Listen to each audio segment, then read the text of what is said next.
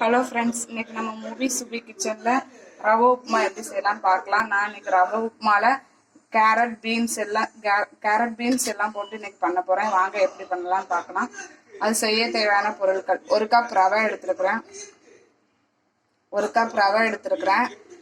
ஒரு medium size 3 carrot எடுத்துருக்குறேன், ஒரு 5 beans எடுத்துக்கிறேன், ஒரு பச்சை மிளகாய் எடுத்துருக்குறேன், ஒரு துண்டு இஞ்சி எடுத்துக்கிறேன், தாளிக்க தேவையான கருவேப்பிலை, ஒரு மீடியம் சைஸ் பெரிய வெங்காயம், தாளிக்க தேவையான 1 ஸ்பூன் கடுகு, 1 ஸ்பூன் கடலைப்பருப்பு, தேவையான அளவு உப்பு, தாளிக்க தேவையான அளவு எண்ணெய்.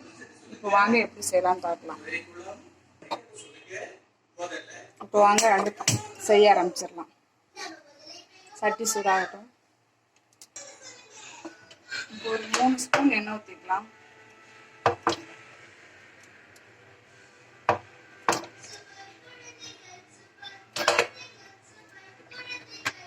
எண்ணெய் காயட்டும். கடுகு உளுத்தம்பருப்பு போட்டுக்கலாம். எண்ணெய் காஞ்சிடுச்சு. கடுகு, உளுத்தம்பருப்பு, கடலைப்பருப்பு 3 போட்டுக்கலாம்.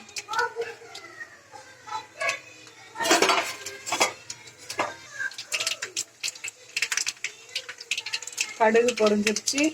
இப்போ ஒரு துண்டு இஞ்சி கட் பண்ணி வச்சிருக்கோம், அதை போட்டுக்கலாம். அடுத்து பச்சை மிளகா,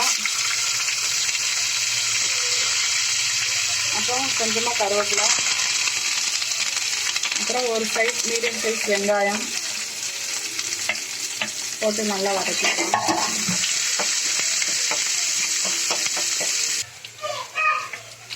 அப்புறம் கேரட்,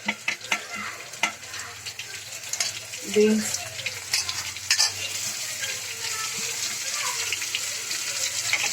போட்டு நல்லா வதக்கிக்கலாம்.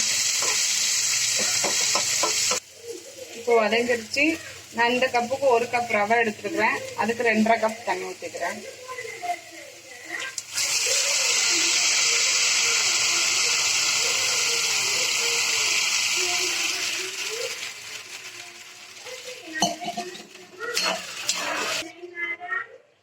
தேவையான அளவு உப்பு போட்டுக்கலாம்.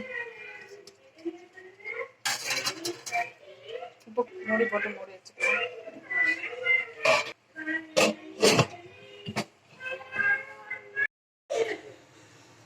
இப்போ கொதிச்சிருச்சு. ரவை போட்டு கிண்டிக்கலாம்.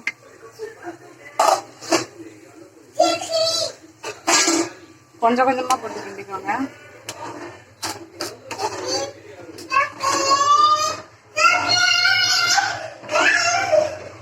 இது வறுத்த ரவை தான், அதனால நான் வறுக்கல. நீங்க லூஸ்ல வாங்கினீங்கன்னா வறுத்துக்கோங்க.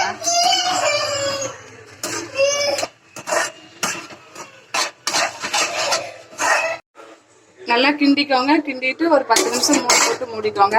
ஒரு 5 நிமிஷம் இருந்தா போதும். இப்போ அடுப்பை ஆஃப் பண்ணிக்கலாம். ஒரு 5 நிமிஷம் கழிச்சு பார்க்கலாம். இப்போ ஒரு 5 நிமிஷம் ஆயிடுச்சு. நான் எப்படி இருக்குன்னு பார்க்கலாம்.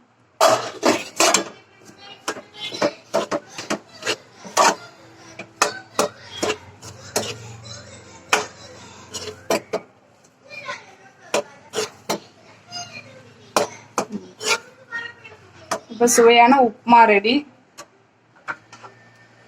வாங்க சாப்பிடலாம்.